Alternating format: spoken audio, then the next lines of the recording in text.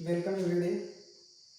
आज इंट्रोडक्शन का जो पार्ट हम लोग का बच गया था, जो हम पिछले क्लास में आप लोगों को इंट्रोडक्शन के बारे में बताए थे, इंट्रोडक्शन क्या होता है और इंट्रोडक्शन का पार्ट्स कितने पार्ट्स के बारे में हमको कुछ पढ़ना होता है, वो हम पिछले क्लास में आपको बता चुके हैं।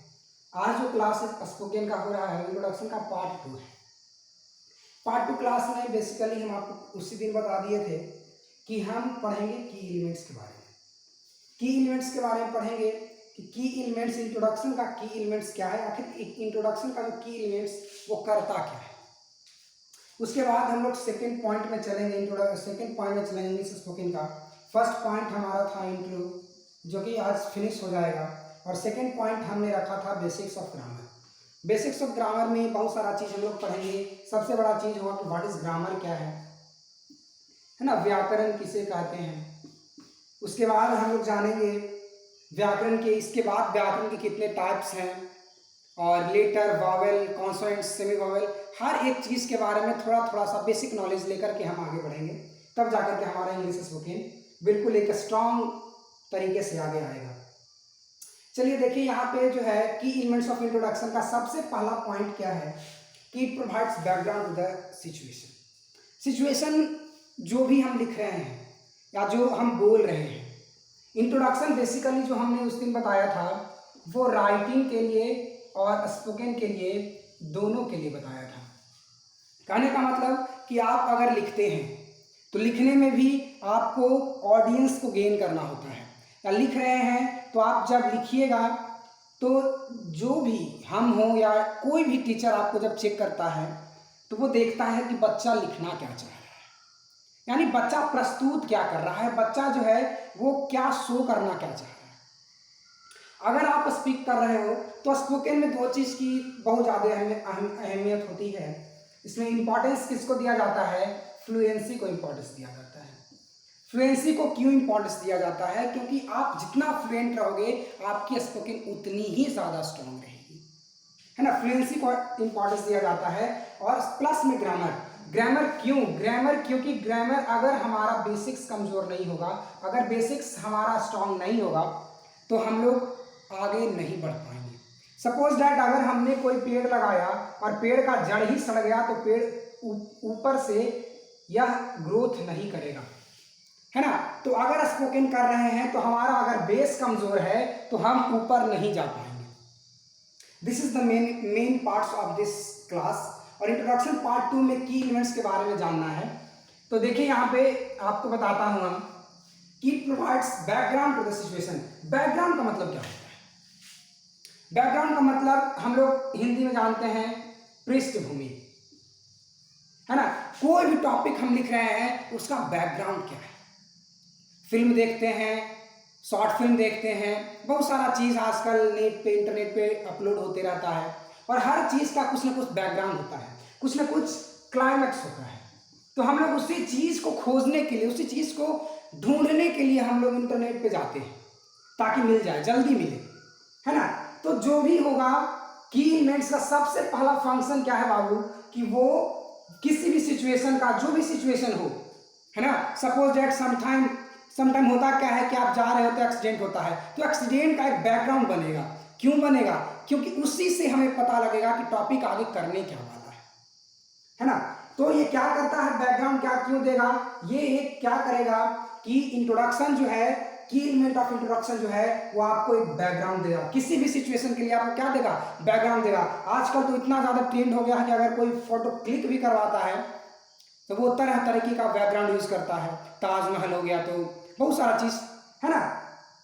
और ये तो भाई आप लिख रहे हो और आप बोल रहे हो तो उसमें तो बैकग्राउंड इज वेरी इंपॉर्टेंट, यानी background plays a vital role in framing sentences. जब हम लोग कोई बात बनाते हैं तो बैकग्राउंड जो भी है, बैकग्राउंड ऑफ द सिचुएशन, वो काफी ज्यादा इंपॉर्टेंट रोल प्ले करने वाला होता है और प्ले करता भी है। चलिए नेक्स्ट पॉइंट में देखते हैं। अगर नहीं समझ में आए जो टॉपिक है या जो पॉइंट्स हैं, आपको क्लियर नहीं होता है, तो आप कमेंट में बोल सकते हैं या लिख सकते हैं कि हाँ ये जो है टॉपिक या ये जो पॉइंट है वो हमें क्लियर नहीं हो पा रहा है। तो तो हम आपको नेक्स्ट वीडियो में बता सकते हैं, नहीं तो आपको कमेंट में ही आपको कुछ समझाने का प्रयास करेंगे। अगर आप समझ गए तो काफ़ी अच्छा होगा, नहीं तो नेक्स्ट वीडियो में हम सारा क्लियरेंस आपको देंगे। चलिए देखिए, सेकेंड पॉइंट क्या कह रहा है, it identifies the problem. Identifies the problem, identify करने का मतलब पहचानना है ना, उस चीज को निकालना उसमें से। टॉपिक है तो टॉपिक में दो चीज होता है, उसी दिन बताए थे कि टॉपिक है तो इसमें निगेटिव भी होगा और पॉजिटिव भी होगा। स्पोकन बोल रहे हैं तो हम दो तरीके का स्पोकन बोलते हैं, एक पॉजिटिविटी लगातार बोल रहे हैं, एक निगेटिविटी लगातार बोल रहे हैं, डिस्कशन कर रहे हैं, तो उसमें टॉपिक होगा तो निगेटिव भी होगा पॉजिटिव भी होगा। तो कहने का मतलब सेकेंड जो है एलिमेंट्स वो आपको यही बताएगा कि इसका प्रॉब्लम क्या है, टॉपिक का प्रॉब्लम क्या है ना, ये मतलब लिखा क्यों जा रहा है भाई, है ना। हम लोग ये देखना है, अगर हम कोई टॉपिक लिखना शुरू कर दिया भाई, सपोज दैट बहुत सारा ट्रेंडिंग में है वर्ल्ड अगेंस्ट चाइल्ड लेबर, तो एक टॉपिक ही रखो, चाइल्ड लेबर को ही रखो।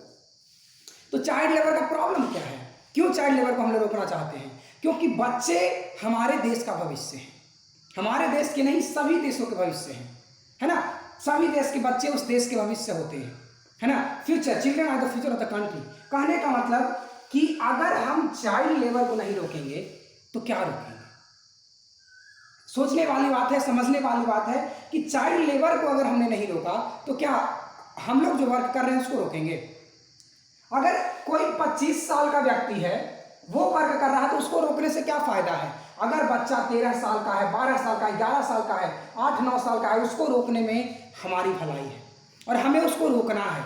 वर्ल्ड अगेंस्ट चाइल्ड लेबर, दुनिया चाइल्ड लेबर के खिलाफ है, और जहां कहीं आप देखें बच्चे को श्रम करते हुए आप उसे रोकिए। अगर आपके पास इतना क्षमता है, अगर आपके पास एबिलिटी है कि आप उसे पढ़ा सकते हो तो आप उसको पढ़ाओ, उसको समझाओ कि बच्चे पढ़ना बहुत जरूरी है। तो यही चीज है कि एलिमेंट, सेकेंड की एलिमेंट आपको यही कहता है कि प्रॉब्लम क्या है, इस टॉपिक के साथ प्रॉब्लम क्या है ना। टॉपिक के साथ प्रॉब्लम क्या है कि भाई चाइल्ड लेबर नहीं होना चाहिए। क्यों नहीं होना चाहिए, चलिए देखिए। तो सेकेंड पॉइंट था कि इट आइडेंटिफाइज द प्रॉब्लम। अब यहां पे हमने प्रॉब्लम को आइडेंटिफाई किया है, इंट्रोडक्शन में भी सारा चीज बताए थे कि देखिए फर्स्ट क्या था कि अटेंशन को गेन कर रहा है, सेकेंड टॉपिक को इंट्रोड्यूस कर रहा है फर्स्ट में ही और अटेंशन को भी गेन कर रहा है ना। धीरे धीरे धीरे धीरे आकर के राइटर्स के क्रेडिबिलिटी के बारे में लास्ट पॉइंट 5 में बताए थे, और यहाँ पे भी वही चीज फोकस कर रहा है की एलिमेंट भी। देखिए थर्ड क्या है, it argues that the problem needs to be solved. अब क्या है, अब यहाँ प्रॉब्लम हमें पता चल गया। सपोज दैट हमने घर में नलका का व्यवस्था करवाया है और पता चला कि भाई लाइन तो है और यहाँ नल है और यहाँ पानी आ नहीं रहा है ना। तो प्रॉब्लम कहाँ है, तो भाई यहाँ क्या है, यहाँ जो है प्रॉब्लम को आइडेंटिफाई करेगा कि द वायर इज लीकेज और द पाइप इज लीकेज, है ना। तो टॉपिक जो था उसका लीकेज के बारे में हमें यहाँ पे पता लग गया, यानी सेकेंड एलिमेंट में हमें टॉपिक के लीकेज के बारे में पता लग गया। थर्ड पॉइंट उसी चीज पे बात करेगा, बात में डिस्कशन करेगा कि भाई ये जो प्रॉब्लम है जरूरी है, इसे सॉल्व करना चाहिए। सॉल्व करना चाहिए मतलब इसको आप हटा दीजिए, अब इसको सही तरीका से आप आगे बढ़ाइए। देखिए तो ये आर्ग्यू करेगा, क्या करेगा भाई, तर्क वितर्क करेगा कि जो प्रॉब्लम है यानी जो नलका में पानी नहीं आ रहा है तो इसको अब सोल्व किया जाए, यानी जो पाइप है उसको क्या किया जाए, मरम्मत किया जाए। तो यहाँ जो टॉपिक का लीकेज था उसको मरम्मत करने का प्रयास हम लोग करेंगे थर्ड पॉइंट में। फोर्थ, अब जैसे हम लोग कहानी पढ़ लेते हैं तो टीचर्स जो भी होते हैं हमारे वो पूछते हैं what is the summary of this story, या क्वेश्चन एग्जाम में क्वेश्चंस आते हैं right the summary of the story. तो समरी और फोर्थ एलिमेंट आपको यही करेगा, जो भी सिचुएशन है या जो भी टॉपिक है उसका क्या समराइज आपको करेगा, है ना। सारा चीज पीछे से लेकर के आगे तक हर चीज को आपको एकदम समरी कर देगा, रिकॉल कर देगा, मेस्मराइज कर देगा कि अब देखो बाबू आपने क्या लिखा है ना। समझ में आ रहा होगा, क्लियर है। Fifth point, it establishes the writers credibility. Writers credibility यानी यह राइटर्स के उल्लेख करने का जो बात होता है उस चीज को बताता है कि अब सारा चीज हो चुका है, एवरीथिंग आपने कर दिया। आपने टॉपिक को इंट्रोड्यूस किया, आपने टॉपिक में बिल्कुल एक अलग तरीके का माहौल बनाया, है ना, प्रॉब्लम को आइडेंटिफाई किया, फिर प्रॉब्लम को सोल्व किया, है ना, उसमें तरह तरीके का बात लाए कि भाई नेगेटिविटी क्या है, पॉजिटिविटी क्या है ना। अब लास्ट में आपने पूरे टॉपिक को समराइज भी कर लिया है ना। जो भी आप स्पोकन कर रहे हो या राइटिंग कर रहे हो वो सारा चीज आपको समराइज हो रहा है ना। और लास्ट में वही राइटर्स या वही स्पीकर उसकी क्रेडिबिलिटी पे बात आती है ना, कि भाई यह कहना क्या चाह रहा था। यानी फिफ्थ पॉइंट आपको क्लाइमैक्स के बारे में बताएगा, दैट्स कॉल्ड द क्लाइमैक्स। और यहीं पे आपकी स्पीकिंग और आपका जो टॉपिक है वो फिनिश हो जाएगा। ये रहा आपका की एलिमेंट ऑफ इंट्रोडक्शन, और इंट्रोडक्शन पार्ट 1 और पार्ट 2 फिनिश। इंट्रोडक्शन पार्ट 1 और पार्ट 2 फिनिश हो चुका है। आप फर्स्ट वीडियो देख लीजिए, सेकेंड वीडियो आज ये होने वाला है, और उसके बाद आपको थर्ड वीडियो में बेसिक्स ऑफ ग्रामर, जिसका थोड़ा बहुत हिंट हम आज आपको देने वाले हैं।